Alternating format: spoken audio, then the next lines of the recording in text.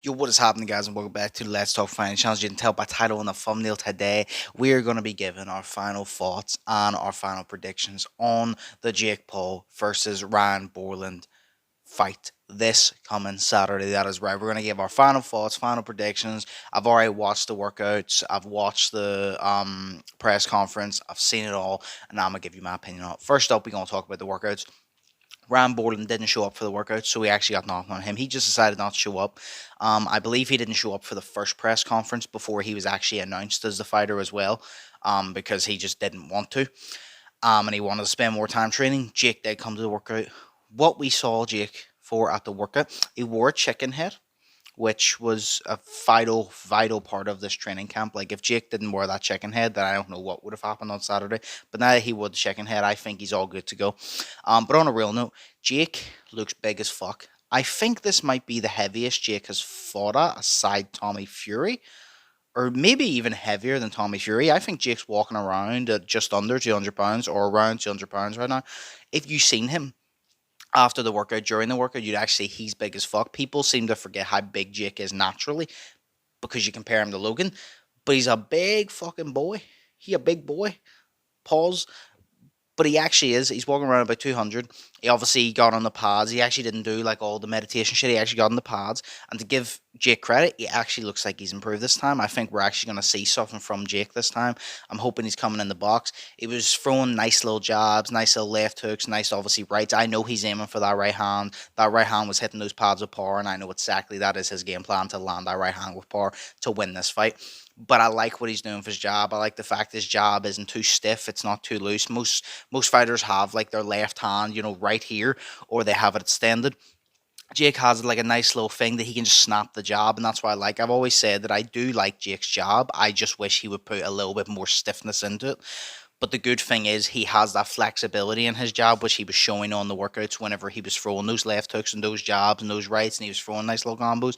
Jake also looks very fast when he was throwing those combos, which is good. More lighter on his feet, more fluent on his feet. He looks more comfortable in there. I feel like a lot of times we've seen Jake in fights, he's been very flat-footed, and it's the fights that Jake isn't flat-footed, looking for the right hand, that he looks best. When he fought like Anderson Silva and all, he did throw some shots flat-footed, but he was up and around, and he was looking to box more than the right hand. And to me, I said every video, and I'll continue saying it, that was his best performance. So the workout showed me that Jake actually has improved. He's improved on his footwork. He mentioned that in his post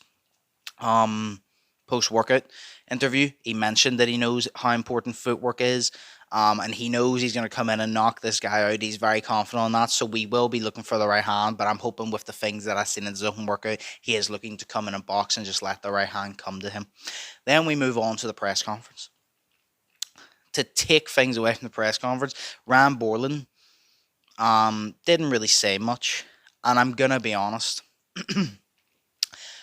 Y'all know what this title is. Y'all already seen the titles. Y'all already know which way I'm going with this fight. I have Jake Paul knocking Ryan Bourland out.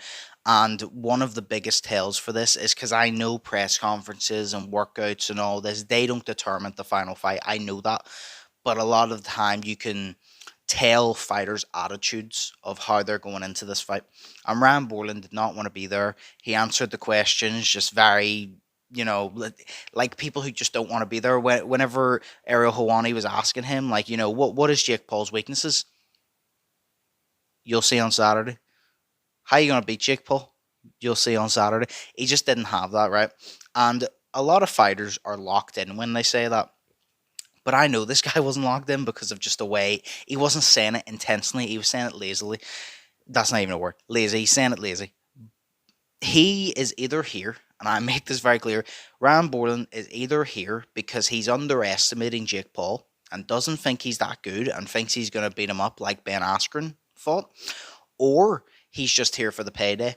He's not here to be serious. He may have taken a training camp. He may have trained hard in that training camp, but he is definitely not 100% in this fight thinking that he's amazing. He either thinks that he's going to cakewalk it because Jake's not that good, or he just doesn't care because he's here for a payday. It's one of the two. I'm not confident that this man is walking in this fight thinking Jake's going to be a challenge, but thinks he's going to overcome that challenge. He either thinks he's going to walk through Jake, or he doesn't really care because he's probably getting paid a hefty fucking paycheck. So I don't think he really cares. So I know he doesn't want to be there. Jake stole his hat because, Got Your Hat Part 2 remix, 3 years later. And then obviously in the face off, they were talking shit. Jake was chirping a lot, and Rand Bourland was just like, chirp, chirp, chirp, blah, blah, you keep talking. So this is the first time we actually saw Rand Bourland actually talk shit back to him, which was good. The one thing I liked about Rand Bourland in this press conference / face off was when Jake Paul stole his hat, he didn't react the way Jake Paul wanted. When Jake Paul stole Mayweather's hat, y'all remember that? Mayweather flipped out and started throwing punches, trying to fight Jake, throwing all this, and everyone agreed, although it was entertaining, in the grand scheme of things, it was very, I wouldn't say pathetic, but it was quite stupid to see a man of Mayweather's age get that angry over a hat. You know what I mean? It was one of those ones, it looked worse on Mayweather than Jake, because even though Jake got punched and everyone enjoyed it, and at the time I did too, Mayweather looked so stupid because of it. He done that to Rand Bourland, and instead of Rand Bourland getting upset, he just looked at him, and I think he did want to hit him a little bit, but he just went, you know what, it's fine, and he just scored off, and I think that's what made Rand Bourland look good in that sense, because he didn't actually throw the tantrum like Mayweather. But that's the way, that's the fucking open workout, that's the press conference. Doesn't really tell you much, but it tells me enough that I'm going with my gut of what I believed in originally. I think Jake Paul wins this fight. I think Jake Paul probably knocks out Rand Bourland at the end of the first round, start of the second. And I think we might see him I think we might see a better knockout than Andre August. And the reason for that is I feel like Rand Bourland is going to be a fighter that comes forward more than Andre August would. And I think Rand Bourland is probably just going to walk into a punch and Jake's going to catch him with it. And I think it's going to be a very flashy, devastating knockout from Sir Jake Paul. I really do. I thought this originally. I did my video on why I thought Jake Paul took this. I said that it benefits Jake Paul. It gives him credibility, whether people don't like it or like it. It doesn't matter. This guy has had, I think it was 2 fights in the past 6 years. He has a good record. I believe he's 17-2 with maybe, 6 knockouts, 7 knockouts, something like that. He has a good knockout percentage, at least. He has good fights. He has a very good win to loss record, but he hasn't fought in 6 years consistently. He's only fought twice. And that's why Jake picked him, because Jake thought, okay, this is a guy who has accolades, that whenever I beat him, he was a Golden Gloves champion or something like that, like Andre August was 2-time. And he was something else. He has a few accolades under his belt, and whenever Jake beats him, it gives him that credibility. And I really do think Jake is going to get in here. And this is me saying Jake Paul is going to knock this man out. I made the mistake of the Andre August thing.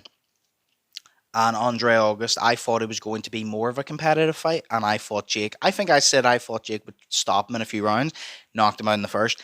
I'm believing in Jake this time because Jake looks better in these open workouts than that. And I know Fight Night's different, but I just believe Jake is coming in here and he wants to get a better knockout than the last, which was pretty damn good. And I think Jake's going to come in within the first round, second round. I think he's going to knock Rand Bourland out.